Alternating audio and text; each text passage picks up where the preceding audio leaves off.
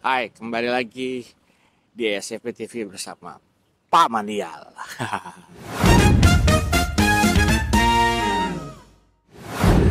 Kali ini mau bahas mengenai Kimples yang rasanya nggak siap sih ya ngadepin Pramono Anung dan juga Rano Karno.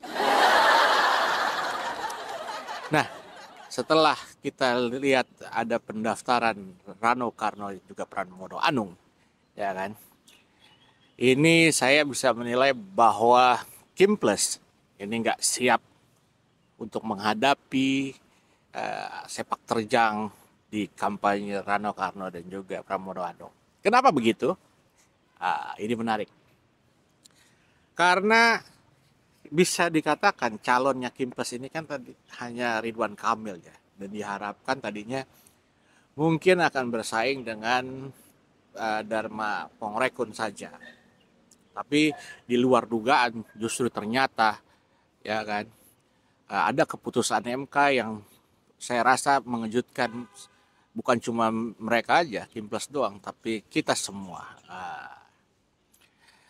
Keputusan MK ini bisa dikatakan membuka peluang yang sangat luas bagi calon-calon lainnya untuk bisa ikut berkontestasi di Pilkada 2024. Namun apa yang terjadi ketika ada keputusan MK? Saya menilai Kimples ini mulai kebingungan.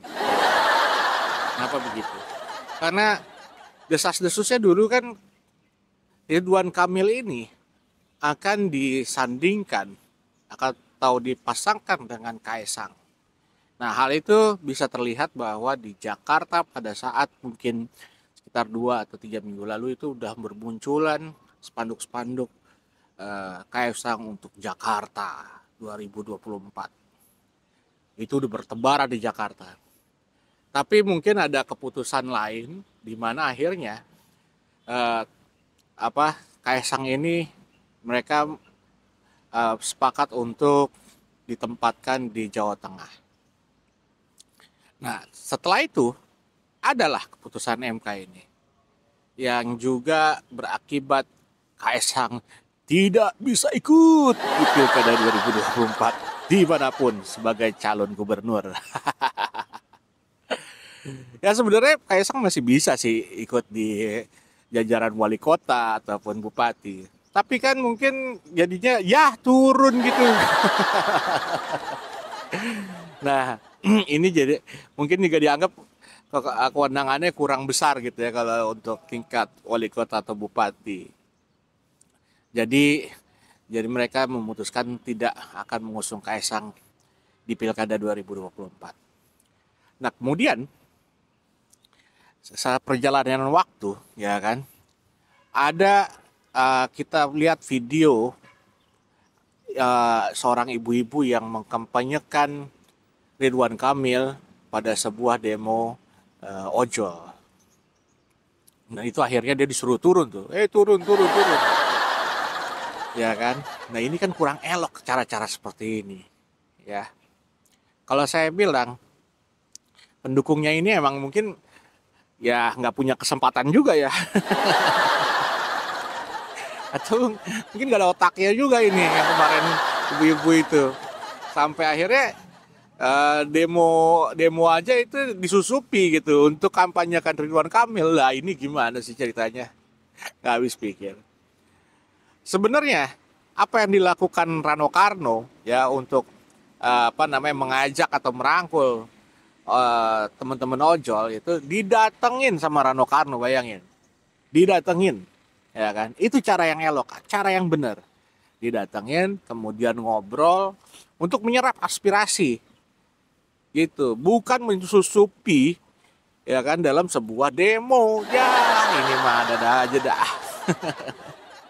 Lagi pula program-program di Ridwan Kamil ini kan lucu ya. Ya, kemarin ada sempat dia diwawancara oleh Najwa Shihab. Kemudian dia juga sempat mengatakan beberapa programnya yang saya ingat yang lucunya aja nih, ya kan. Sama soal mobil curhat. Ya, Kang Emil ini kebanyakan istilah menerima curhatan di sosial medianya. Bung, Ini eh, kamu nih jadi gubernur ya di sebuah kota yang besar gitu, besar sekali ya. Dan jangan disamakan lah karakteristik warga Jawa Barat dengan warga Jakarta. Udah pernah menghina-hina warga Jakarta terus mau bikin mobil curhat. Nanti ujung-ujungnya curhat masalah gubernurnya ya kan. Yang pernah menghina warga Jakarta ya. Terus ada lagi nih ya, soal istilahnya kalau kerja ya kan di Kelapa Gading misalkan ya, rumah tinggal di Kelapa Gading ya kerja di Kelapa Gading. Ini adalah sebuah perkataan dari orang yang mungkin belum pernah tinggal di Jakarta. Gue nggak bisa begitu, bung, orang Jakarta ya kan. Bakal diketawain sama orang Jakarta. Lu mah ada-ada aja gitu. Jangan aneh-aneh lah kalau mau bikin program tuh yang benar-benar serius lah.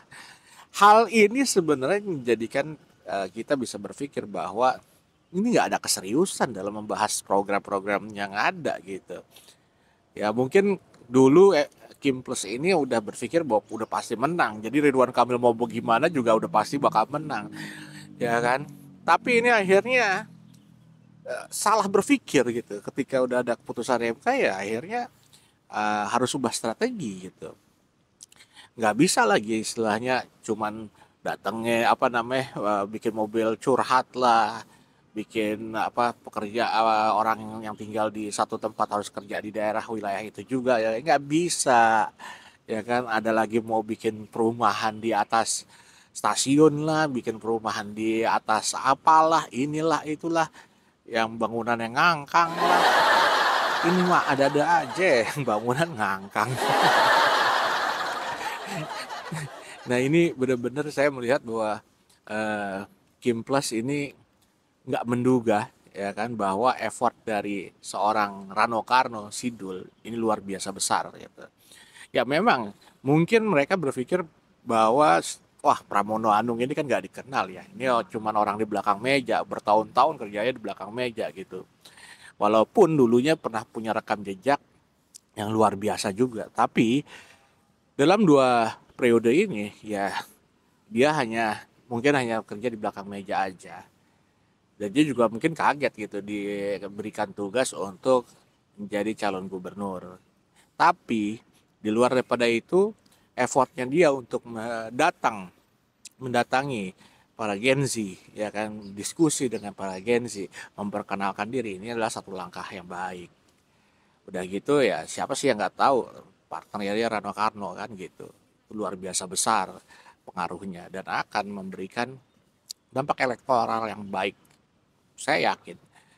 Dan saya berpikir gini ya, kalau misalkan ya apa namanya seorang Anies dulu nggak apa ya, dipersulit untuk bisa ikutan di Pilkada 2024 ya kan, karena apa ya mungkin ditakuti karena atau karena mungkin akan memiliki suara yang besar pengaruhnya.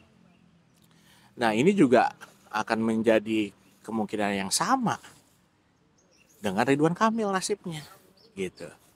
Karena apa? Ya bisa dipastikan kalau misalkan Anies maju pada saat kemarin di Pilkada Gubernur Jakarta, dia pasti akan mencoba untuk ikut di Pilpres 2029. Nah, pertanyaannya, apakah Ridwan Kamil akan juga nantinya ikut di kontestasi Pilpres 2029? Kalau sampai hal itu terjadi, berarti ini akan menjadi lawan bagi baik itu Gibran maupun Prabowo ya kan. Makanya ada kemungkinan juga dia bisa jadi akan kalah gitu. Itu faktor yang pertama. Faktor kedua ya kan, ya bisa jadi kalah karena apa, pamornya jauh lebih besar daripada eh, dia itu adalah si Rano Karno atau Sidul. Siapa orang di Jakarta atau bahkan di Indonesia yang nggak tahu Sidul Rano Karno ini ya kan, pamornya jauh lebih besar, luar biasa besar, dan nggak pernah punya track record permasalahan yang ada, clean karir politiknya gitu. didukung oleh pengalaman dari Pramono Anung, ya kan, dalam menata pengelolaan negara, ini akan menjadi satu kolaborasi partner yang baik sekali. Saya yakin, ya, ini perkataan saya ini nanti mungkin bisa kita buktikan beberapa bulan mendatang, ya kan. Kemungkinan untuk Rano Karno dan Pramono Anung ini menang ini sangat besar, karena dari sisi program mereka sudah melakukan, ya kan, baik itu menyerap aspirasi secara langsung mendatangi Gen Z, ya kan, daripada hanya mengeluarkan ide-ide program yang konyol gitu. Saya yakin ini menjadi momen yang akan menarik untuk kita bahas. Karena apa? Untuk kita perhatikan, karena kedepannya kita bisa melihat bahwa nggak ada kekuatan yang sempurna, ya, perencanaan yang sempurna, karena semua akan balik lagi ke kuasanya Tuhan. Kalau Tuhan bilang enggak, ya enggak. Kalau Tuhan bilang iya, ya sudah iya. Gitu aja mungkin buat kali ini. Terima kasih, sampai jumpa lagi.